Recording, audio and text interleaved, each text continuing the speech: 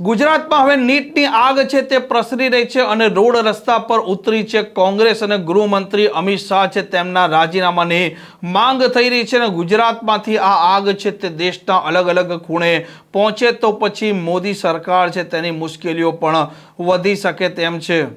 વૈષ્ણવજન તો તેને કહીએ જે પીડ પરાઈ જાનાને રે।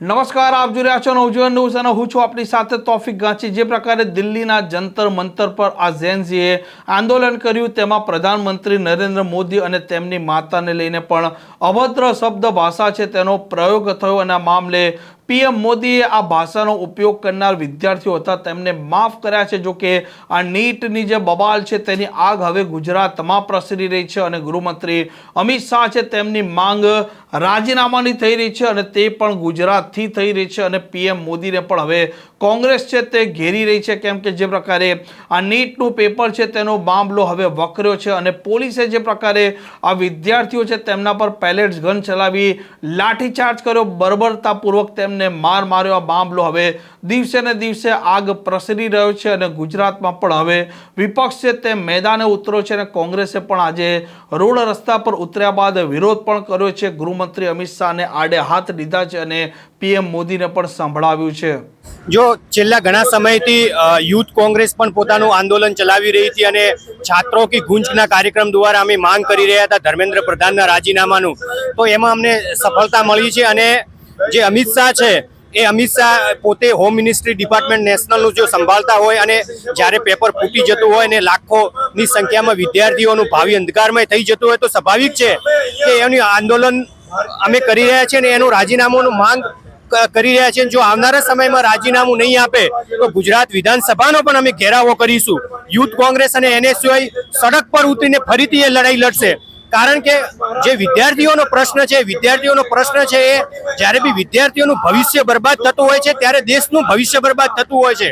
વિદ્યાર્થી એ આવનારા દેશનું એક આધાર સ્તંભ છે, દેશનું ભવિષ્ય છે, ત્યારે અમે આ લડત લડી રહ્યા છીએ અને આવનારા સમયની અંદર પણ ઉગ્ર અમે લડત લડીશું અને અમિત શાહના રાજીનામાની માંગ કરીશું। ગુજરાત એ પરિવર્તનનો એક જ્યાં જ્યાં પરિવર્તન થયે છે ગુજરાતથી પરિવર્તન થયે છે અને આ પરિવર્તન ગુજરાતથી શરૂઆત થશે એવી અમારી માંગ પણ છે। તમે જાણશો તો જે ઘણા સમયથી જે પેપર લીક થઈ રહ્યા છે એમાં ક્યાંક ને ક્યાંક કોણ સંડોવાયેલું છે તમને પણ ખબર હશે।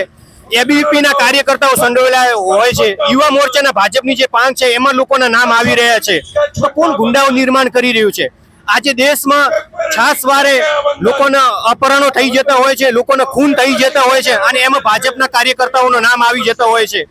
અયોધ્યાના તમે રામ મંદિરનો તમે મુદ્દો લો, આજે એક પણ મંદિર દેશનું સુરક્ષિત નથી।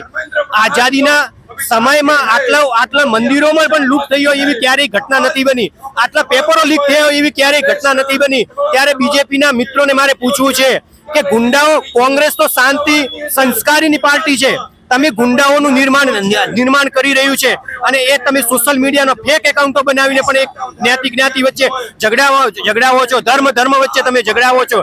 ત્યારે આ ભાજપ માત્ર ગંદી રાજનીતિ કરે છે અને કોંગ્રેસ એ સકારાત્મક રાજનીતિ કરે છે। આ જે પેપર લીકનો આખો જે મામલો છે ને, ગુજરાતની અંદર પોલીસ કોન્સ્ટેબલના પેપર હોય તો લીક થયા છે, ઘણા બધા પેપરો લીક થયા છે અને આ જે પેપર લીક કરનારા જે દલાલો છે એ સીધા બીજેપીના કનેક્શન વાળા છે। ગુજરાતમાં જે પેપર લીક થયા છે તે પેપર લીક કરનારા લોકો કમલમ સુધી હપ્તા પહોંચાડે છે, એઓને કોણ બચાવે છે? આજ સુધી કોને સજા થઈ? કડકમાં કડક કોઈ જગ્યાએ સજા થઈ હોય તો મને તમે કહો। એટલે માત્ર ને માત્ર ભાજપ આ ગુમરાહ કરી રહી છે, માત્ર એક આશ્વાસન આપી રહી છે, બાકી કશું કઈ થવાનું છે નહીં।